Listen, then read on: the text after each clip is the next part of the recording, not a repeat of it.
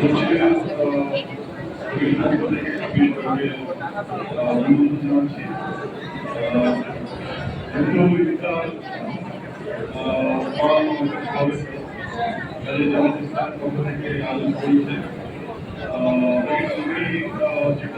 চাই আসলে এক সময় দেশে ছিল যে কাউকে দিকে অবস্থিত হয় আগে জামাত দিয়ে দেওয়া।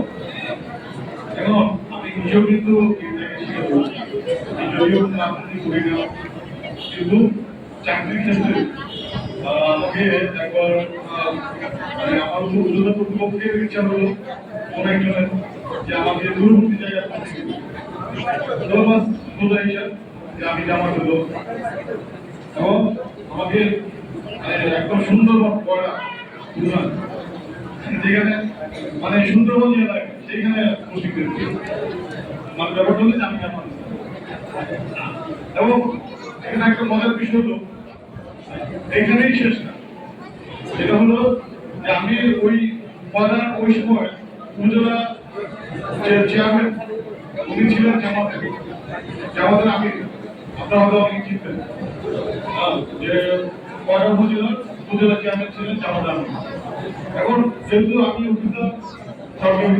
উপজেলা পরিষদের চেয়ারম্যান, সে আমার বস, আমি কিন্তু সে যেই হোক আমি কিন্তু তাকে পূর্ণ সমাধান এবং এইটাও পরবর্তীতে যেটা হয়েছে যে আমি জামাতের আমিরের পকেট পেয়ে গেছি। এটা হলো যে জামাতের আমির পকেট কি ওইখানে আমাকে আসা যাবে না। আসল উদ্দেশ্য হলো ওইখানে সার চলাচল করবে বাংলাদেশ থেকে ইংরেজি চলে যেত প্রতি বছর। আমি সেই চোরাকালীন চক্র প্রধান যে ছিল ওইখানে তাকে ধরছিলাম কাগজে কলম, তাকে তার লাইসেন্স বাতিলের প্রক্রিয়া চলে গেছে। সে অবস্থায় তারা কি করলো 40,000 টাকা খরচ শুনতে পারছি যে 40,000 টাকা নিজেরা চাঁদা তুলে খরচ করে আমাকে বদলি করার জন্য চেষ্টা করলো কোথায় খাগড়াছড়ির মানছড়ি কোথায়। এখন আগে ছিল হলো মানে খুলনা থেকে 110 কিলোমিটার দূরে, সেইখান থেকে আরো মানে সুন্দরবন থেকে আরো পাহাড়ে নিয়ে যাচ্ছে। কি হলো যে সবকে বলতে থাকতে যেটা হয় যে পরবর্তীতে একটা আলোচনা শুরু হলো তাদের মধ্যে আমার ম্যানেজমেন্টের মধ্যে, এবং ওই সময় যে আমেরিকার এমপি ছিল সেই সহ আরো ওরা বিভিন্ন আন্দোলনের সময় করলো। পরবর্তীতে দেখা গেল যে আমাকে বন্দর উপজেলা করলো, তারপরে আমার বাড়ির কাছে 25 কিলোমিটার মধ্যে চলে আসছে। কাজে বিষয়টা হলো যে হকের উপর থাকলে কোনো শক্তি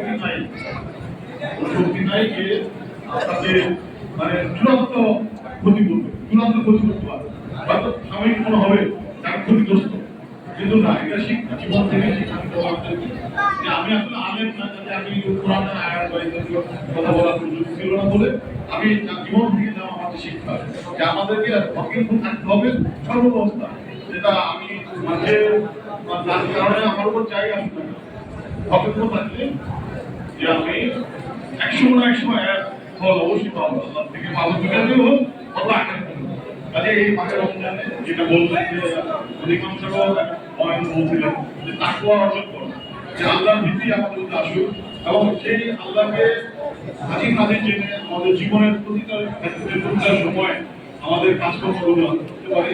আল্লাহ সেই অধিকার করুন।